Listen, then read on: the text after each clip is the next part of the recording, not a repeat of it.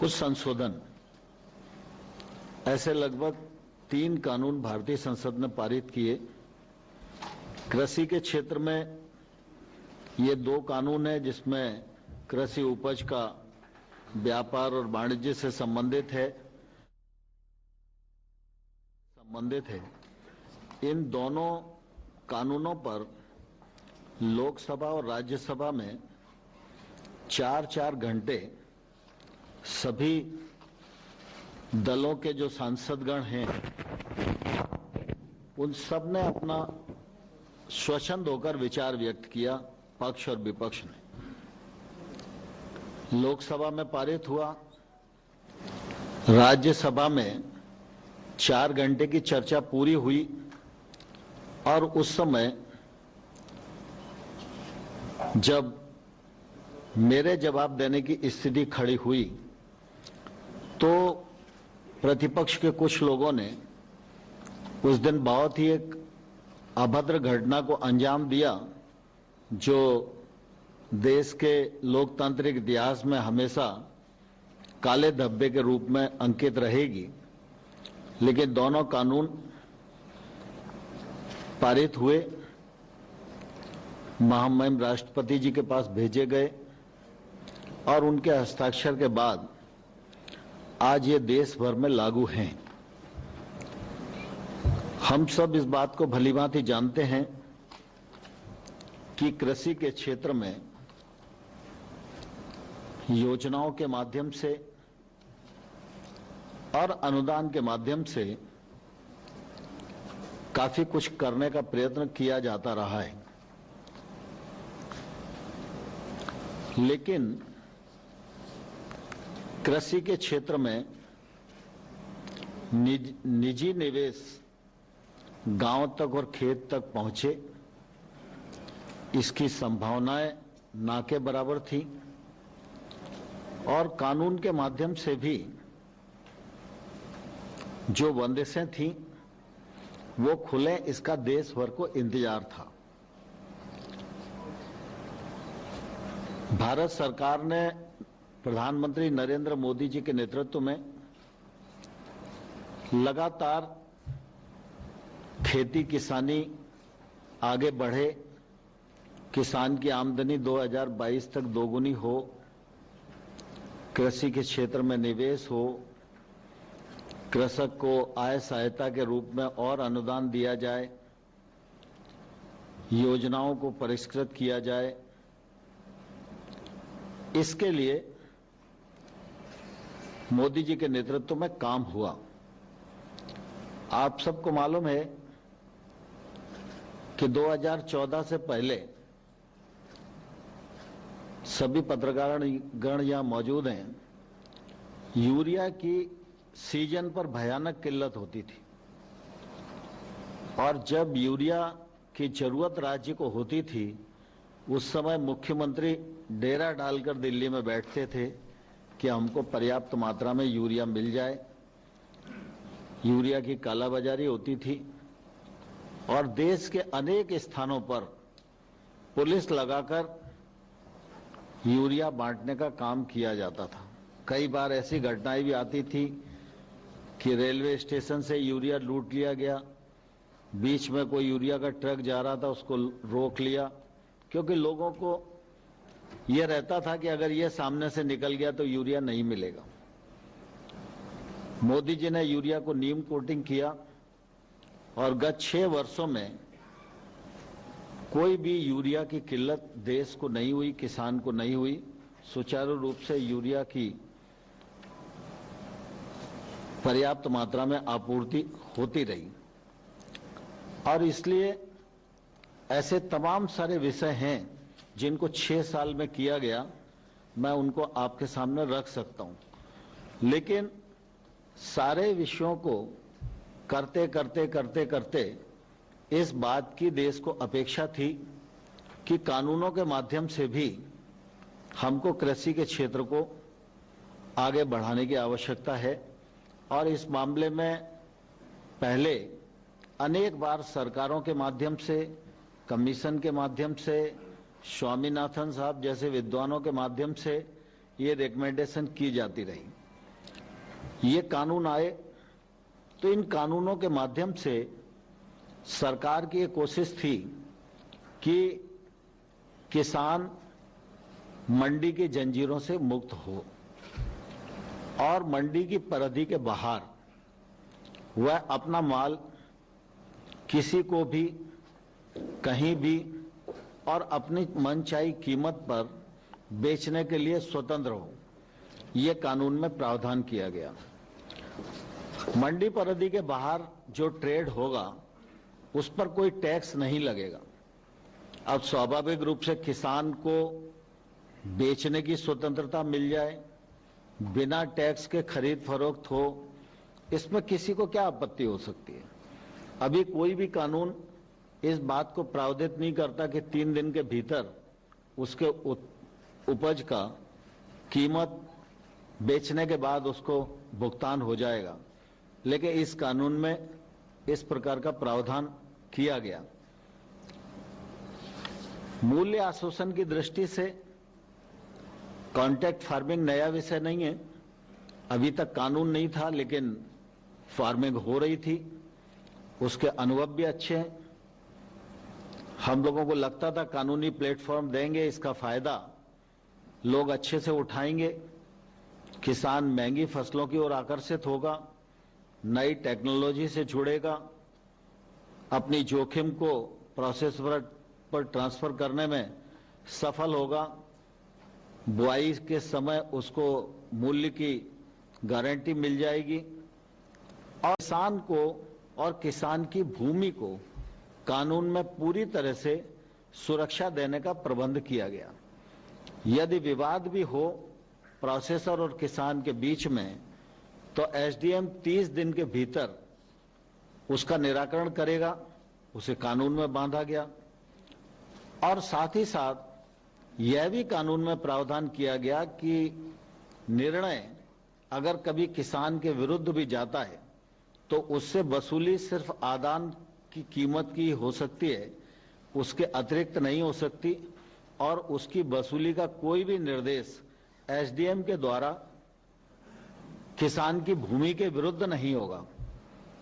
किसान की भूमि सुरक्षित रहे, इस दिशा में सरकार ने पर्याप्त विचार विमर्श किया और किसान को पूरी तरह सुरक्षित करने में प्रावधान किए। लेकिन आप सबको ध्यान है कि ये कानून का देश भर में स्वागत हुआ और देश भर में एक नई उत्साह और उमंग के साथ लोग काम करने के लिए आए और बीच में कई ऐसे भी उदाहरण हम सब लोगों के सामने आए हैं कि अगर भुगतान का विषय आया तो इस नए कानून के अंतर्गत महाराष्ट्र के किसान का बड़वानी मध्य प्रदेश का जिला है, वहां एसडीएम ने इस कानून के अंतर्गत तत्काल भुगतान कराया। ओपन ट्रेड में जो किसान गए उसका फायदा भी व्यापारी गए और किसान दोनों ने जब ट्रेड की तो निश्चित रूप से किसान को बढ़ी हुई कीमत मिली और यह सिलसिला चल ही रहा था। लेकिन बीच में इन विषयों को लेकर कुछ किसान और कुछ यूनियंस आंदोलन की राह पर आ गई। पंजाब के किसान यूनियन के जो लोग थे उनके साथ 14 अक्टूबर को सचिव के स्तर पर बातचीत हुई। 13 नवंबर को मैं स्वयं उपस्थित रहा और साथ ही हम लोग लगातार चर्चा के लिए तैयार थे, विषयों को लेकर वार्ता चल ही रही थी और इसी बीच में 26 और 27 के आंदोलन की घोषणा हो गई।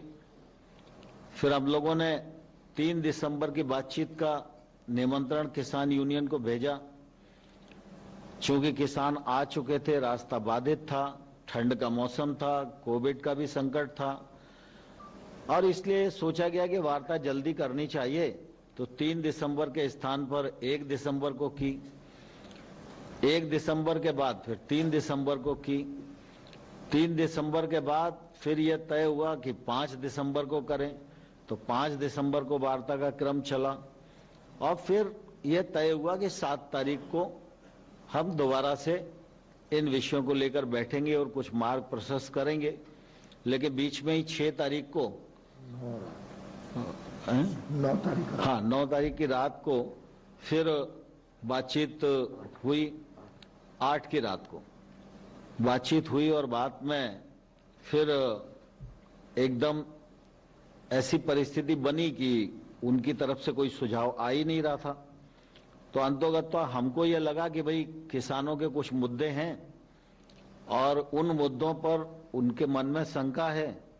तो चूंकि इतने दिन चर्चा हो चुकी है और कुल मिला के वो आखिरी में एक ही बात पर आते हैं कि एक्ट को रिपील कर दो। हम लोगों का लगातार ये आग्रह रहा कि एक्ट में कौन कौन से ऐसे प्रावधान हैं जिनसे किसान को नुकसान है, तकलीफ है, उनको प्रावधानवार हम चर्चा कर लें और चर्चा करने के बाद उनको कैसे ठीक किया जा सकता है इस पर हम आगे बढ़ें।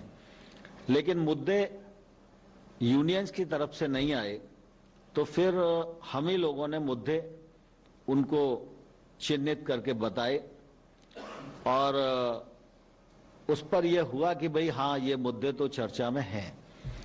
तो उन मुद्दों का सिलसिलेवार हम अपना प्रस्ताव बनाकर उनको भेज दें, ये विचार हुआ और आपने देखा कि हम लोगों ने उनको मुद्दों के प्रस्ताव बनाकर भेजे। विशेष रूप से उनकी मांग एक पहले तो ये थी कि कानूनों को निरस्त करना। तो हमारा सरकार का पक्ष है कि कानून के वे प्रावधान जिन पर किसान को आपत्ति है, उन प्रावधान पर सरकार खुले मन से विचार करने को तैयार है। सरकार का कोई ईगो नहीं है और सरकार को कोई उन पर विचार करने में दिक्कत नहीं है और हम यूनियन के साथ बैठकर उसको समाधान कर सकते हैं। फिर दूसरा, कुछ लोगों का बातचीत में बात आती थी कि ये कानून वैध नहीं है, क्योंकि कुछ लोगों ने ऐसा बता रखा था कि कृषि राज्य का विषय है और केंद्र सरकार उस पर कानून नहीं बना सकती। तो हम लोगों ने उनको बैठक में भी संतुष्ट करने की कोशिश की और हमने कहा कि केंद्र सरकार को ट्रेड के लिए कानून बनाने का अधिकार है और हमने ट्रेड से संबंधित ही अपने कानून को सीमित रखा है और एपीएमसी इस कानून से कहीं भी प्रभावित नहीं होती, एमएसपी भी कहीं भी प्रभावित नहीं होती। और ये सब उनको बताने की कोशिश की और फिर उनको हमने ये लिखकर भेजा कि केंद्र सरकार को किन किन कानूनों के अंतर्गत कानून बनाने का अधिकार है। इसी प्रकार से बातचीत में ध्यान में आता था कि उनको ऐसा लगता है कि ये नया जो ट्रेड एक्ट आया है, इस एक्ट में उनकी जो एपीएमसी है वो प्रभावित होगी, क्योंकि उन्हें लगता था कि बाहर टैक्स नहीं होगा और एपीएमसी के भीतर टैक्स है, तो धीरे धीरे ये मंडियां दिक्कत में फंस जाएंगी। तो हम लोगों ने उनसे कहा कि वैसे तो कुल मिला के जो टैक्स लगता है जब किसी भी ट्रेड पर, तो व्यापारी टैक्स की वसूली किसान से ही करता है। अगर टैक्स नहीं लगेगा इसका फायदा अंततोगत्वा किसान को होगा। लेकिन फिर भी अगर आपकी आपत्ति है तो हम लोग इस पर विचार करने को तैयार हैं और इस आशंका पर हम लोगों ने प्रस्ताव दिया कि राज्य सरकार निजी मंडियों के रजिस्ट्रेशन की व्यवस्था भी लागू कर सकेगी और साथ ही ऐसी मंडियों पर राज्य सरकार जो मंडी के भीतर का टैक्स है उसके हिसाब से ही वो बाहर की प्राइवेट मंडी पर भी टैक्स लगा सकेगी। तो उनकी इस आशंका को भी निर्मूल करने की हम लोगों ने अपने प्रस्ताव में कोशिश की है। हमारे एक्ट में ये प्रावधान था कि पैन कार्ड से ही खरीद हो सकेगी। सरकार उस मामले में ये सोचती थी कि व्यापारी भी और किसान भी इंस्पेक्टर राज और लाइसेंसी राज से बच सकेंगे और थोड़ा खुला प्रावधान करना चाहिए जिससे हर चीज थोड़ी सी आसान हो जाए। लेकिन उन्हें ऐसा लगता था कि पैन कार्ड तो किसी पर भी होगा और कोई भी खरीद के भाग जाएगा, तो फिर ऐसी स्थिति में हम क्या कर पाएंगे। तो हमने कहा ठीक है, अगर आपको ये आशंका है तो इसको भी हम विचार करने के लिए तैयार हैं। तो इस आशंका को दूर करने के लिए हम लोगों ने प्रस्ताव उन्हें दिया कि इस शंका के समाधान हेतु राज्य सरकारें इस प्रकार के पंजीयन के लिए नियम बनाने की शक्ति उनको प्रदान की जाएगी और जिससे कि स्थानीय परिस्थितियों के अनुसार राज्य सरकार नियम बना सके। यद्यपि इस प्रकार का नियम बने और इस प्रकार की व्यवस्था हो, ये प्रावधान हमारे एक्ट में था। जब ये व्यवस्था जो हमने बनाई थी, अगर इस पर शंकाएं कुशंकाएं उठने लगती तो केंद्र सरकार को कानून में यह अधिकार था कि इस प्रकार की व्यवस्था बनाने के लिए वो निर्देश दे सकें, लेकिन फिर भी हमने इस समस्या को भी उनके एड्रेस करने की कोशिश की। दूसरा उनका मुद्दा था कि आपने विवाद निपटाने के लिए एसडीएम को अधिकृत किया है कानून में और अपील सिर्फ कलेक्टर के पास होगी। हमको ये लगता था कि गांव में किसान के सबसे नजदीक अगर मजिस्ट्रियल पावर वाला कोई भी अधिकारी है तो वो एसडीएम ही है। बाकी जितनी भी ऐसी संरचनाएं सरकार की हो सकती हैं जहां विवाद का निराकरण किया जा सकता है, वह सब किसान से कुछ न कुछ ज्यादा दूरी पर होती हैं। और जुडिशियली के क्षेत्र में हमें लगता था कि छोटा किसान है, छोटा व्यापार होगा, छोटा एग्रीमेंट होगा, तो वो कोर्ट में जाएगा तो कोर्ट में फिर वकील भी बहुत अच्छा करना पड़ेगा, तमाम कागज पत्र लगाने पड़ेंगे और न्यायालय को तो कहा नहीं जा सकता कि आप इतने दिन में निर्णय दो और समय लगेगा। न्यायालय पर काम का बोझ भी ज्यादा है, इसलिए हमें लगता था कि एसडीएम को हम निर्देश कानून में बांध सकते हैं, इसलिए एसडीएम का विषय रखा था। लेकिन उन लोगों को लगता था कि न्यायालय में जाने की सुविधा होनी चाहिए, तो हम लोगों ने इस शंका के समाधान के लिए भी हमने यह प्रस्ताव में दिया कि भाई न्यायालय में जिस किसान को जाना हो तो ये विकल्प भी हम दे सकते हैं, इसमें कहीं कोई दिक्कत नहीं है। फिर कृषक का मूल्य आश्वासन एक्ट के अंतर्गत कृषक और प्रोसेसर के बीच में जो एग्रीमेंट होगा, तो उनको लगता था कि ये एग्रीमेंट रजिस्टर्ड होना चाहिए, तो हम लोगों को इस पर भी कोई आपत्ति नहीं थी और हमने उनको कहा कि भाई राज्य सरकारों को ये अधिकार देते हैं और जब तक राज्य सरकार रजिस्ट्रीकरण की व्यवस्था नहीं बना पाती है तब तक कोई एग्रीमेंट होगा तो लिखित में उसकी प्रतिलिपि हस्ताक्षर होने के 30 दिन के भीतर एसडीएम कार्यालय में जमा करना पड़ेगी, जिससे वो दस्तावेज सरकार के अधिकार क्षेत्र में रहे।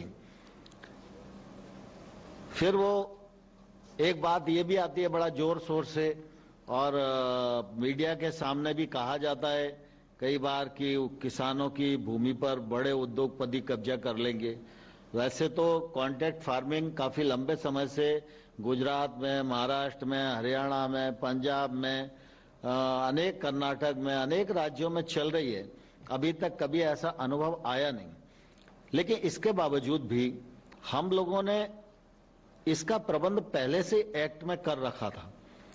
कानून में यह प्रावधान किया गया है कि इस कानून के अंतर्गत जो एग्रीमेंट होगा वो प्रोसेसर और किसान की फसल के बीच में ही होगा। किसान की भूमि से संबंधित कोई लीज, पट्टा, करार ऐसा कुछ भी इसमें हो नहीं सकता।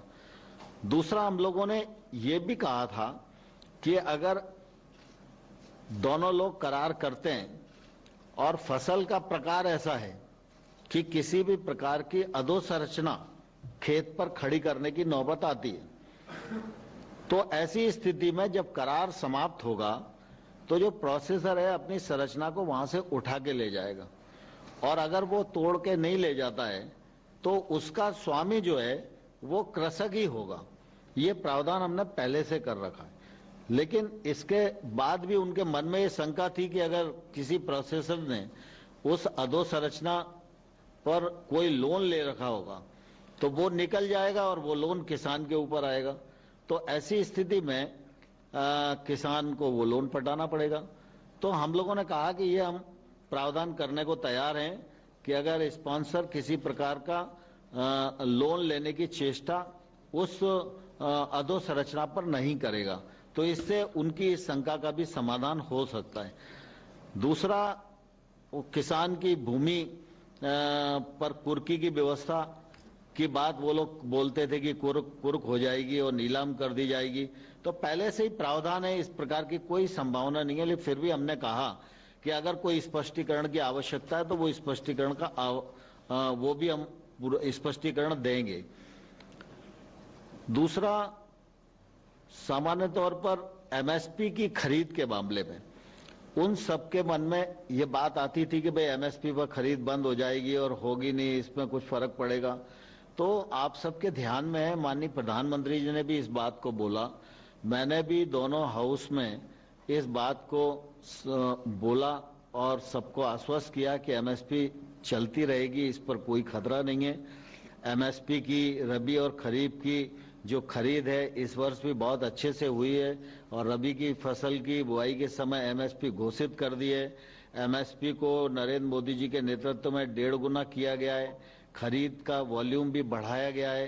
पहले गेहूं और धान पर ही खरीद होती थी, अब दलहन और तिलहन पर भी खरीद की जा रही है और एमएसपी से किसानों को ज्यादा से ज्यादा सुरक्षा मिल सके और उसमें अधिक पैसा हम खर्च कर सकें, इस दृष्टि से नरेंद्र मोदी जी की सरकार की प्रतिबद्धता पहले भी थी, आज भी है और आने वाले कल में रहेगी।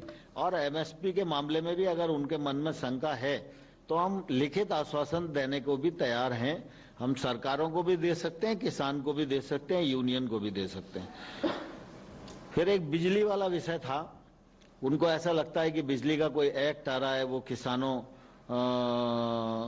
के लिए थोड़ा तकलीफ पैदा करेगा। तो इस मामले में भी हम लोगों ने बहुत स्पष्टता से उन्हें कहा कि राज्य सरकारें बिजली वितरण कंपनियों को वर्तमान व्यवस्था के अनुसार ही सब्सिडी की राशि हस्तांतरित करने की व्यवस्था संशोधन विधेयक में भी रहेगी। इस प्रकार से वर्तमान व्यवस्था में किसानों के संबंध में जैसा चल रहा है वैसे ही चलेगा, कोई परिवर्तन नहीं होगा। Air quality management of NCR ordinance में ये अभी जो ऑर्डिनेंस आया है उसमें फराली वाले किसानों के लिए भी प्रावधान है। तो हम लोगों ने ये कहा कि भाई हम इससे सहमत हैं और निश्चित रूप से इसका समाधान हम करेंगे। और इस दृष्टि से हम लोगों ने एक पूरा प्रपोजल बनाकर उनको कल दिया। उन लोगों ने विचार विमर्श भी किया और फिर भी कुल मिला के उनके सारे जो प्रश्न हैं उन प्रश्नों का उत्तर देने के बाद भी आखिरी में वो लोग किसी निर्णय पर नहीं पहुंच पा रहे हैं। इसकी निश्चित रूप से मेरे मन में भी काफी कष्ट है, क्योंकि किसानों का विषय है और किसान ठंड में इतनी बड़ी तादाद में यहाँ पर बैठे हुए हैं और कोविड का संकट भी है।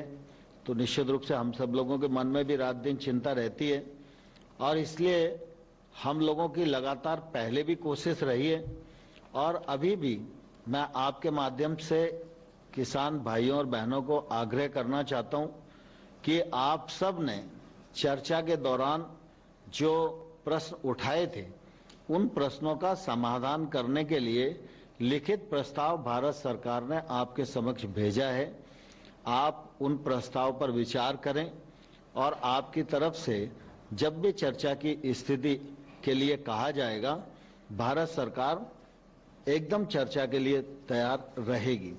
और मैं आपके माध्यम से किसानों को यह भी कहना चाहता हूं कि पूरा देश इस बात का साक्षी है। 2006 में स्वामीनाथन साहब की रिपोर्ट आई थी और उस रिपोर्ट में भी लंबे समय तक इंतजार हुआ कि एमएसपी को 1.5 गुना करके लागू किया जाए, लेकिन वो लागू नहीं किया गया। मोदी जी जब प्रधानमंत्री बन गए तब भी ये बात खड़ी हुई थी, तो स्वाभाविक रूप से जब एमएसपी को 1.5 गुना किया जाना है तो वित्तीय भार तो बढ़ेगा ही। लेकिन ये मोदी जी की प्रतिबद्धता किसानों के प्रति थी कि उन्होंने जो लागत मूल्य है उस पर 50% मुनाफा देकर और एमएसपी घोषित करने का निर्णय किया और उसका लाभ आज देश भर के किसानों को मिल रहा है। और आप देखेंगे कि कुल मिला के कृषि मंत्रालय के बजट की स्थिति को भी देखेंगे तो आज 1,34,000 करोड़ है। यह जब यूपीए की सरकार थी उससे लगभग 6 गुना बढ़ोतरी है। लगातार सभी स्कीमों के माध्यम से इस बात की कोशिश की जा रही है। कई बार सरकारों के लिए बड़ा लोकप्रिय होता है, जैसे यूपीए सरकार में एक निर्णय हुआ, 10 साल में 53,000 करोड़ रुपए का कर्जा माफ कर दिया। कर्जा किसका माफ हुआ, किसका नहीं हुआ, यह विवाद का विषय किसानों में हमेशा ही बना रहा। लेकिन 10 साल में 53,000 करोड़ रुपए का कर्जा माफ करना, इसको बड़ी उपलब्धि यूपीए गवर्नमेंट में माना गया। लेकिन प्रधानमंत्री नरेंद्र मोदी जी ने पीएम किसान सम्मान निधि के माध्यम से 75,000 करोड़ रुपया हर साल भारत सरकार के खजाने से निकालकर किसानों के खाते में डालने के लिए योजना बनाई। और मुझे कहते हुए प्रसन्नता है कि आज 10.5 करोड़ किसान को लगभग 1 लाख करोड़ रुपया केंद्र सरकार की ओर से उनके अकाउंट में भेजने का काम किया गया। किसान को बुजुर्गावस्था में भी सुरक्षा सामाजिक मिल सके, इसलिए पीएम किसान मानधन योजना बनाई गई, पेंशन का प्रावधान किया गया। 21 लाख के करीब किसान आज उन योजनाओं से जुड़े हैं। जो 60 वर्ष की उम्र पूरी करेंगे उनको 3,000 रुपया मासिक पेंशन के रूप में मिलेगा, जो उस समय निश्चित रूप से काफी मददगार होगा। छोटे किसान देश में 86% हैं और छोटे किसान के पास निवेश करने कोई जाता नहीं। उसके पास खुद के पास इतना पैसा है नहीं कि वो निवेश कर सके। वो पढ़ा लिखा भी है, जागरूक भी है और वो अच्छी खेती करना भी चाहता है और वो चाहता है कि टेक्नोलॉजी का उपयोग करे, महंगी फसलों की ओर जाए, लेकिन उसको मार्केट उपलब्ध नहीं होता और मार्केट उपलब्ध नहीं होता, इसके कारण वो कोई रिस्क नहीं ले पाता। इसलिए नए कानून बनाए गए हैं कि इन कानूनों के माध्यम से वह महंगी फसलों की ओर आकर्षित होगा, टेक्नोलॉजी का उपयोग कर सकेगा, निजी निवेश उसके पास पहुंच सकेगा, अच्छे एग्रीमेंट करके अपने उत्पादन के वाजिब दाम प्राप्त कर सकेगा, वैश्विक मानकों के आधार पर खेती कर सकेगा, जिससे कि उसके उत्पादन का एक्सपोर्ट भी हो सके। ये रास्ते इन कानूनों के माध्यम से खुलते हैं। सरकार ने नए 10,000 एफपीओ बनाने का कार्यक्रम भी प्रारंभ किया है और इन 10,000 एफपीओ पर 5 साल तक केंद्र सरकार अपने बजट से ही 6,850 करोड़ रुपया खर्च करने वाली है। ये एफपीओ से एक नई क्रांति खेती के क्षेत्र में मोदी जी के नेतृत्व में शुरू होने वाली है। यह भी मोदी जी की किसान, कृषि और कृषक के प्रति जो प्रतिबद्धता है उसको जाहिर करती है। अभी कोविड के दौरान भी आप सबने देखा कि दुनिया में सब चीजें बंद हो गईं, लेकिन भारत में मोदी जी की दूरदर्शिता के कारण खेती और किसानी के लिए और ग्रामीण क्षेत्र के लिए जो निर्णय किए गए उसी का परिणाम था कि किसान ने अपनी फसल की कटाई पूरी की, किसान ने अपनी फसल को सरकारी समर्थन मूल्य पर पूरी तरह से बेचा, पहले से अधिक पैदावार हुई, पहले से अधिक खरीद हुई, ग्रीष्म ऋतु की बुआई गत वर्ष की तुलना में अधिक हुई, खरीफ की बुआई गत वर्ष की तुलना में अधिक हुई और किसान को उस बीच में भी पीएम किसान सम्मान निधि के पैसे डीबीटी के माध्यम से पहुंचते रहे और आत्मनिर्भर पैकेज के अंतर्गत कृषि और संबंधित क्षेत्र में सुधार आए और निजी निवेश गांव तक पहुंचे और वो निजी निवेश के अंतर्गत जो संरचनाएं निर्माण हों वो मूल रूप से किसान के काम आए। अभी संरचनाएं जो बनी हुई हैं वो व्यापारी के काम तो आती हैं, लेकिन किसान के काम नहीं आती, क्योंकि वो बड़े स्थान पर बनी हुई हैं। अगर संरचना खेत के पास होगी, गांव के पास होगी, तो किसान उन संरचनाओं का उपयोग कर सकेगा, चाहे वो वेयर हाउस हो, चाहे वो कोल्ड स्टोरेज हो, चाहे वो अन्य प्रकार की संरचनाएं हों। तो 1 लाख करोड़ रुपए का इंफ्रास्ट्रक्चर फंड उसे घोषित किया। फिशरीज के लिए 20,000 करोड़ रुपए का फंड, एनिमल हस्बेंड्री के लिए 15,000 करोड़ रुपए का फंड, छोटी फूड प्रोसेसिंग यूनिटी के लिए 10,000 करोड़ रुपए का फंड, 4,000 करोड़ रुपया हर्बल पार्क के लिए, मधुमक्खी पालन के लिए 500 करोड़ रुपया। तो लगातार मोदी जी के नेतृत्व में इस बात की कोशिश की जा रही है कि देश को आत्मनिर्भर बनाना है तो गांव को आत्मनिर्भर बनाना पड़ेगा और कृषि को आत्मनिर्भर बनाना पड़ेगा। कृषि और कृषक की निर्भरता किसी पर होगी तो गांव की निर्भरता भी किसी और पर होगी, और जब तक कृषि और गांव दोनों आत्मनिर्भर नहीं बनेंगे तब तक देश को आत्मनिर्भर बनाने का जो सपना है वो पूरा नहीं होगा। इसलिए लगातार आपने देखा होगा, चाहे वो प्रधानमंत्री सड़क योजना के 3rd फेज का मामला हो, चाहे मनरेगा में राशि बढ़ाने का मामला हो, चाहे सेल्फ हेल्प ग्रुप के अभियान का मामला हो, चाहे एग्रीकल्चर के क्षेत्र में सरकार के निवेश का मामला हो, मोदी जी के नेतृत्व में लगातार इस बात की कोशिश की गई है कि गांव और कृषि यह आत्मनिर्भर बने, समृद्ध बने और देश के नवनिर्माण में इसका योगदान अधिकतम हो सके। इसलिए ये सब चीजें सिलसिलेवार एक दूसरे से कनेक्ट हैं और इसलिए कानूनों के माध्यम से भी हमने द्वार खोलने की कोशिश की है, लेकिन इस पर कुछ किसानों की जो भ्रांति थी उस भ्रांति को भी दूर करने के लिए हमने प्रस्ताव यूनियंस को भेजा है। मैं आपके माध्यम से पुनः यूनियंस को आग्रह करना चाहता हूं कि वो जल्दी से वार्ता के लिए तिथि तय करें और अगर इस पर उनकी कोई आपत्ति है तो सरकार उनसे बातचीत करने के लिए तैयार है। मुझे तो प्रमुख रूप से इतना ही कहना था। पीयूष भाई को अनुरोध करूंगा कि कुछ विषय रख सकते। I'll just briefly touch upon the issues that emerged out of the several meetings that we held with the farmer unions. We had very detailed discussions on all the laws with the union leaders. We made very minute notes of all the observations and comments that were made by the union leaders. And since they were not forthcoming with any specific issues, but were talking on more general terms and only sticking to one demand of repealing of the 3 laws, we were able to cull out the main issues that emerged from the discussions. And as Honorable Minister Shri Narendra Singh Tomar ji explained, it is very clear on any reading of the law that this law does not affect APMCs at all.